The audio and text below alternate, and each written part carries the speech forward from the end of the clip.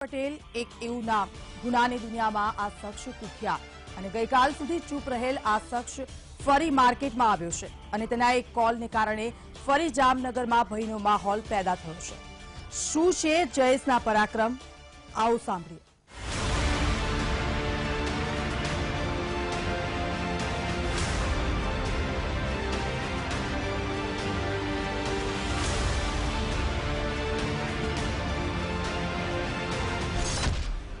કોણ છે જયેશ પટેલ? શું છે સમગ્ર મામલો? જામનગરના અનેક લોકો જયેશને ડોન સમજે છે, પરંતુ કેટલાક લોકોને ખબર નહીં હોય કે જયેશ આજે કરોડપતિ છે। તે પહેલા રોડપતિ હતો અને કડકામાંથી કરોડપતિ બની ગયો છે। જામનગરના નાના એવા ગામ લોઠિયા ગામનો રહેવાસી છે જયશુખ ઉર્ફે જયેશ પટેલ। છેલ્લા થોડા વર્ષોમાં જામનગરમાં એક પછી એક જમીન કૌભાંડ આચરી આ શખ્સ માલદાર બની ગયો। પોતાના રસ્તા પરના અડચણરૂપ લોકોને સામ દામ દંડના રસ્તે દૂર કરવા અને જમીન કૌભાંડો કરતા રહેવા આ તેની એમો બની ગઈ। એક જમીન કૌભાંડમાં જામનગરના વકીલ કિરીટ જોશી વકીલાતને લઈને બન્યા આડી ખિલ્લી રૂપ। બસ પછી તો શું, ક્રિમિનલ કેસ લડી ગુનેગારોને સળિયા પાછળ ધકેલવામાં વકીલ કિરીટ જોશીનું નામ પ્રથમ શ્રેણીમાં લઈ શકાય। 100 કરોડના જમીન કૌભાંડમાં પણ જયેશ પટેલને ખાસો સમય જેલમાં રહેવું પડ્યું। વકીલ જોશીની સચોટ વકીલાતને કારણે જયેશને જામીન માટે છેક સુપ્રીમ સુધી લાંબુ થવું પડ્યું। બસ આ જ મનદુખને લઈને જયેશ પટેલે કોન્ટ્રાક્ટ કિલરો પાસે વકીલ કિરીટ જોશીની હત્યા નિપજાવી। આવા આરોપ સાથે પોલીસે જયેશ સામે વધુ એક ગંભીર ગુનો નોંધ્યો। હત્યા સમયે કેવા ખુલાસા કર્યા? ખ્યાતનામ વકીલની હત્યા બાદ જમીન માફિયા જયેશ પટેલને પકડી પાડવા પોલીસ અને રાજ્ય સરકાર પર દબાણ વધ્યું। એક તરફ વકીલો દ્વારા રેલીઓ, આંદોલન, રામધૂન અને કોર્ટમાં રજા, તો બ્રહ્મ સમાજનો રોષ પણ રસ્તા પર આવતા સરકાર પર દબાણ વધ્યું। બદલે બદલે તેવર, વિડીયોમાં અદ્દલ ગભરું જેવો લાગતો જમીન માફિયા જયેશ પટેલ વિનમ્રતાપૂર્વક વાત કરે છે, જેમાં પોતાની નિર્દોષતા વ્યક્ત કરે છે, પરંતુ શનિવારે જયેશ સામે નોંધાયેલી ફરિયાદે જયેશનો અસલી ચહેરો સામે આવ્યો। એકદમ બિંદાસથી વાતચીત કરી સાક્ષીને આ કેસમાંથી હટી જવા ધમકાવે છે, એ પણ પોતાની ભાષામાં। એટલું જ ઓછું હોય તેમ પ્રથમ વિડીયો કરતા તદ્દન જુદી જ ભાષા શૈલી।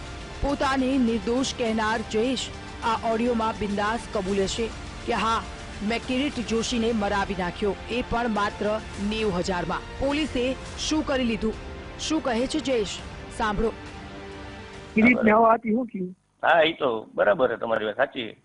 શું થયું? શું થયું? જીવ ગયો, બીજું શું થાય ભાઈ? મને સમજાવ। હા, વીપી મને એમ કેતો હતો કે જયેશ કે ગુજરાતમાં કે મેં બધું સર્વે કર્યું કે તને કોઈ ન પહોંચી ગયું, અમે તને પહોંચાઈ, એ વાત માનસ કે નથી માનતા? વીપી સાહેબ એ વાત હું માનું છું। વીપીને મેં કીધું મને હોસ્પિટલે મળવા આવ્યો હતો, હું જેલમાં હતો ત્યારે મેં કીધું સાહેબ એ વાત હું માનું છું, તમે મને પહોંચી શક્યા, તમારી જમીન છોડાવવા માટે મને 10 કરોડ દેવા ત્યાં, કેમ 10 કરોડ નો ખર્ચો કર્યો, 20 કરોડ થઈ ગયા। હું એ વાત સાચી, તમે મને પહોંચી ગયા કીધું। 10 કરોડ રૂપિયા કેને દીધા? બીજા મને દીધા 10 કરોડ। આ ઓડિયો 2 દિવસ પહેલા માર્કેટમાં આવ્યો હતો, પરંતુ થોડા સમય એક વિડીયો વાયરલ થયો હતો અને આ વિડીયોમાં જયેશ પોતાની જાતને નિર્દોષ ગણાવતો હતો। પૂરા મામલે પોલીસને તેને ફસાવી દીધો હોવાનું જણાવ્યું હતું।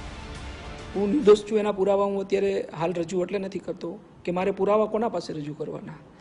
જે પોલીસ મને ફસાવવા માંગે છે એ પોલીસ પાસે, જે જામનગરની અમુક લોબી જે મારી પાછળ વગર કારણોસર શું કામે મને આટલો બદનામ કરવા માગે છે, આવી મોટી મેટ્રોમાં મારા નામ ઉછાળે છે કોઈ પુરાવા વગર, ખાલી શંકાના આધારે, તો એ જે સમય આવશે ત્યારે હું ચોક્કસપણે મારા પુરાવા રજૂ કોર્ટમાં કરીશ અને હું કોર્ટ પાસે હું ન્યાય માગીશ અને મને ઇન્ડિયા અને ગુજરાતની ન્યાયતંત્ર ઉપર મને ભરોસો છે, ચોક્કસપણે મને ન્યાય મળશે।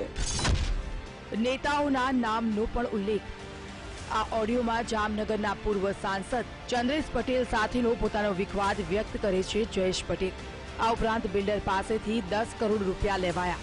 કૃષિ મંત્રી આરસુ ફળદુએ ઘરે આવી કરેલી મંત્રી પદ બચાવવાની રજૂઆત, હત્યા કેસના સાક્ષી હસમુખ પેઠડિયાનો સંબંધ દર્શાવતી વાત જયેશ પટેલ કરે છે. આ ફરિયાદ બાદ ઓડિયો વાયરલ થતા રાજ્ય સરકાર પણ હરકતમાં આવી. ખુદ મંત્રી આરસી ફળદુએ ખુલાસો કરવો પડ્યો જયેશ પટેલ અંગે. સાંભળો શું કહે છે આરસી ફળદુ. જયેશ પટેલ જામનગર જિલ્લાના એક ગામનો વ્યક્તિ છે, પટેલ છે, એ રીતે ઓળખું છું. બાકી મારે ને એને કોઈ સંબંધ નથી. દુનિયામાં કોઈ પણ માણસ કોઈ પણનું નામ લે તો શું ફરક પડે? એ વિષય કાયદાનું કામ કરે અને જે ફરિયાદી છે એ ફરિયાદને પોલીસ રક્ષણ આપે. બાકી ગુનેગારોને અને અમારે શું લેવા દેવા? ગુનેગારોની સામે કાયદાનું કામ કરે. એટલે એ રીતે કદાચ આરસી ફળદુનું કોઈ નામ લે તો એને કોઈ આધાર માનવો ન જોઈએ. શું છે ફરિયાદમાં આરોપ?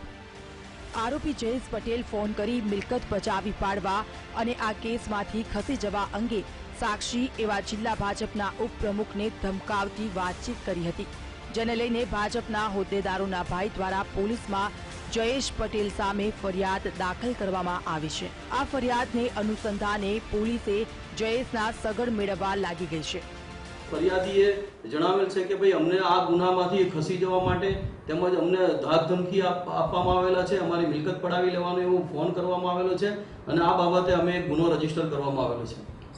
પોલીસના કઈ ઓડિયો પુરાવા આપ્યા છે? પોલીસ પાસે એના ઓડિયો વગેરે આપવામાં આવેલી છે અને એ તપાસ અર્થે કબજે લેવામાં આવેલું છે અને આ રીતે એક ગુનો રજીસ્ટર કરવામાં આવેલો છે.